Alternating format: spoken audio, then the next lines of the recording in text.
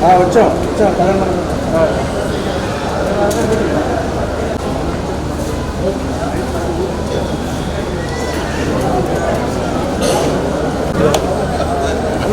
అన్న ఇటు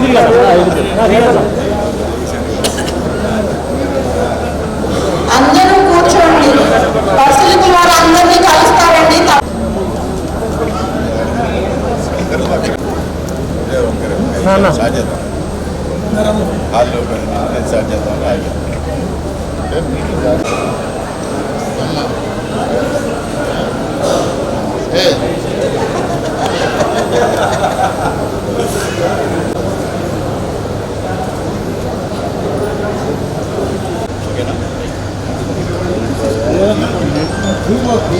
Bharat rider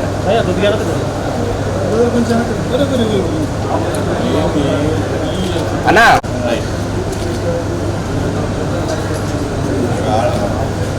madam madam ఒక నిమిషం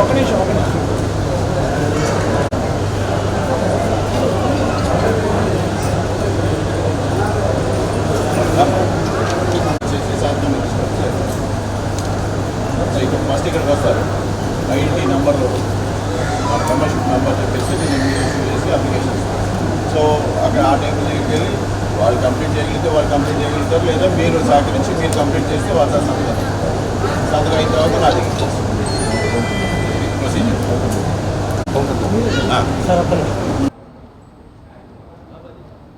ఈరోజు రాష్ట్ర వ్యాప్తంగా జనసేన పార్టీ నిర్మాణం జరుగుతూ ఉంది.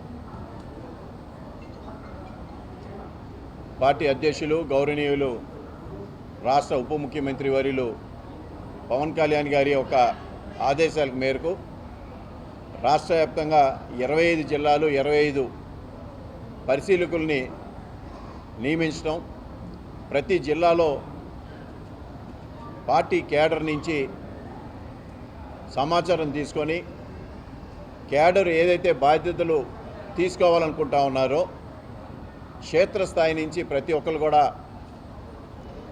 అప్లై చేసుకొని వాళ్ళకి బాధ్యతలు ఇవ్వటం జరుగుతూ ఉంది.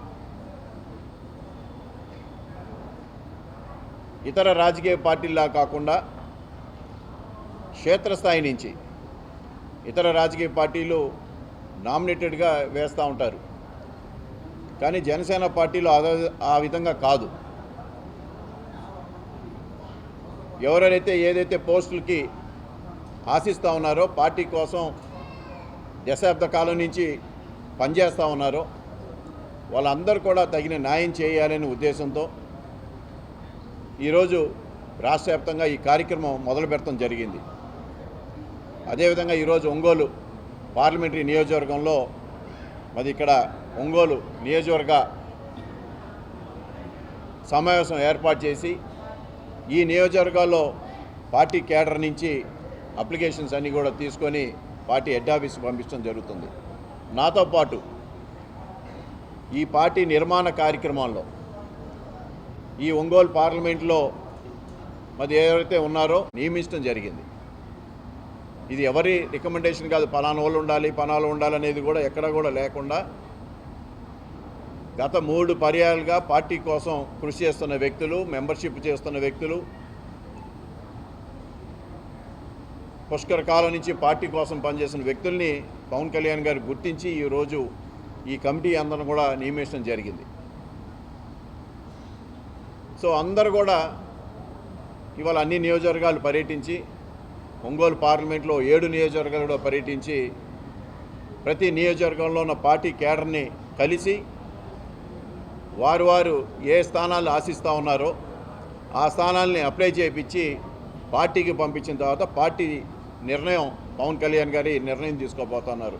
వాళ్ళ యొక్క అనుభవం తీసుకొని వాళ్ళ యొక్క ఏదైతే పార్టీ కోసం వాళ్ళు చేసిన పనులన్నీ కూడా పరిగణలో తీసుకొని వాళ్ళు ఆశించిన పదవులే ఇవ్వాలి అనే ఉద్దేశంతోనే పవన్ కళ్యాణ్ గారు ఇంత కార్యక్రమం చేపడతాం. దానికి జిల్లా నుంచి మొత్తం కూడా ఇక్కడ ఉన్న సాధకులందరిని కూడా నియమించడం నిజంగానే ఇది ఒక కొత్త అధ్యాయం, రాజకీయ పార్టీలో ఒక కొత్త అధ్యాయం. పార్టీ కోసం కృషి చేసిన వాళ్ళనే ఎన్నుకొని వాళ్ళ ద్వారా నియోజకవర్గాల్లో ఎవరైతే కష్టపడ్డారో పార్లమెంట్ నియోజకవర్గం అంటే జిల్లా స్థాయి నాయకత్వంలో ఎవరెవరైతే ఏ పదవులు కోరుకుంటా ఉన్నారు, అలాగే నియోజకవర్గ స్థాయిలో నియోజకవర్గ ఇన్ఛార్జి దగ్గర నుంచి నియోజకవర్గంలో ఇతర పోస్టులు జనరల్ సెక్రటరీ కానీ, వైస్ ప్రెసిడెంట్ కానీ, ట్రెజరర్ కానీ అట్లా ఏ పోస్టులకు ఆశిస్తూ ఉన్నారో నియోజకవర్గ స్థాయి, మండల స్థాయి, మండల అధ్యక్షులు, మండల ఉపాధ్యక్షులు, సెక్రటరీ అట్లా మండల స్థాయి, గ్రామీణ స్థాయి, గ్రామ పంచాయతీ స్థాయిలో కూడా పంచాయతీ స్థానం నుంచి కూడా కమిటీని నిర్మాణం చేయడానికి ఒక బృహత్తరమైన కార్యక్రమం పవన్ కళ్యాణ్ గారు తీసుకోవడం జరిగింది. కాబట్టి ఏదైతే ఒంగోలు జిల్లా జనసేన వీర సైనికులు కానివ్వండి, వీర మహిళలు కానీ అందరూ కూడా రేపు ఎల్లుండు అవతల 3 రోజులు కూడా ఈ జిల్లాలో ఈ కమిటీ మొత్తం కూడా పర్యటిస్తూ ఉంది. ఈరోజు ఒంగోలులో, రేపు 30వ తారీఖు పొద్దున కొండేపి, సాయంత్రం కనిగిరి నియోజకవర్గాలు, అలాగే 1వ తారీఖు గిద్దలూరు, మార్కాపురం నియోజకవర్గాలు, 2వ తారీఖు ఎర్రగొండపాలెం, దర్శి నియోజకవర్గం.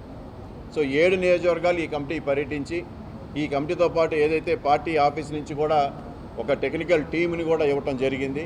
వాళ్ళందరూ కూడా సహకరించి అప్లికేషన్స్ కూడా తీసుకోవడం జరుగుతుంది.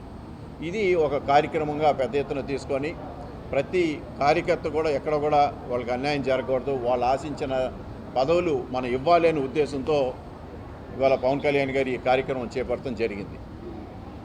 ఇవాళ రాష్ట్ర వ్యాప్తంగా చూసాం, ఎంతోమంది రకరకాలుగా మాట్లాడటం కూడా చూశారు. ఇవాళ ఈ విధంగా అయిన పరిస్థితి ఏ రాజకీయ పార్టీ కూడా చేయలే. కానీ పవన్ కళ్యాణ్ గారి మీద చాలామంది ప్రజల్లో ఒక తప్పుడు సంకేతాలు పంపించాలని మనం చూసాం ఈ రోజుల్లో. ఇవాళ వైసీపీ పార్టీ కూడా ఏ విధంగా గత నెల నుంచి కూడా చూసాం, అధికారం చేసిన పార్టీ, అధికారం పాటించిన పార్టీ, అధికారులు ఉన్న పార్టీ ఆ రోజైతే కులాలు అవసరంలా. ఇవాళ అధికారం పోయిన తర్వాత కులాల మధ్యలో చిచ్చు పెడతానికి, కులాలుగా విడదీయటానికి, లేదా ఒక కులం ఓట్ల కోసం వాళ్ళు పరితపించి వాళ్ళు రోడ్డు మీద పడే స్థాయికి దిగజారంటే ఇవాళ ప్రజలు వాళ్ళు అసహించుకుంటా ఉన్నారు. అంటే వాళ్ళు ఏంటంటే జనసేన పార్టీని ఏదో విధంగా ముద్ర వేయాలని ప్రయత్నం చేస్తున్నారు, కానీ ముద్ర వేసుకుంది వాళ్ళు. ఎందుకంటే ఎక్కడ కూడా ఏ రాజకీయ పార్టీ కూడా కులపరంగా ఎక్కడా కూడా మీటింగులు ఎక్కడా కూడా జరగల. కానీ ఈ ఒక వైసీపీ పార్టీయే ఇంత దిగజారింది ఈ సమాజంలో అనేది కూడా స్పష్టంగా అందరికీ అర్థమవుతూ ఉంది. సో ఇలాంటి కుటిల యత్నాల్ని ప్రజలు కూడా బాగా గమనిస్తూ ఉన్నారు. వాళ్ళు అధికారం కోసం ఏ స్థాయికైనా దిగజారుతారు, అధికారం కోసం పార్టీ ఏ విధంగా పెట్టారు, అధికారం కోసం మళ్ళీ అధికారం రావడం కోసం ఏ విధంగా కులాల మధ్య చిచ్చు పెట్టడానికి, కులాల రెచ్చగొడటానికి, కుల మధ్య వైమర్శాలు తీసుకురావడానికి ఎన్నో తాపత్రయం పడుతున్నారనేది మనకు స్పష్టంగా అర్థమవుతుంది.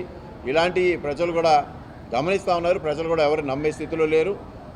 ఎవరైతే ఈ రాష్ట్ర సమాజం కోసం, ఈ రాష్ట్ర అభివృద్ధి కోసం పాటుపడతా ఉన్నారో, ఇవాళ మనం చూసాం పవన్ కళ్యాణ్ గారు ఈ రాష్ట్ర అభివృద్ధి కోసమే ఆయన తాపత్రయపడతా ఉన్నాడు. ఆయన మొట్టమొదటిగా దేశ సమగ్రత కోసం, ఆయన మొదటి సిద్ధాంతం దేశ సమగ్రత కోసం. అదేవిధంగా రాష్ట్రంలో అభివృద్ధి సాధించాలి, ఈ కుల సమాజం పోయి సరిసమాన సమాజం రావాలి, అందరూ కూడా కలిసిమెలిగి రాష్ట్ర అభివృద్ధికి తీసుకెళ్ళాలి, తద్వారా దేశం అభివృద్ధి సాధించాలి అనే ఉద్దేశంతో ఆయన నడవటం మనం చూసాం.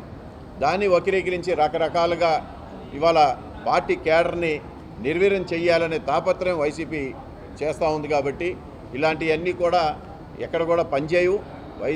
జనసేన పార్టీ మరింత బలోపేతం కావడానికి మరి ఎక్సైజ్ కూడా మొదలైంది. కాబట్టి రాబోయే రోజుల్లో మరింత ముందుగా జనసేన పార్టీ బలోపేతంగా మనం చూడబోతాం.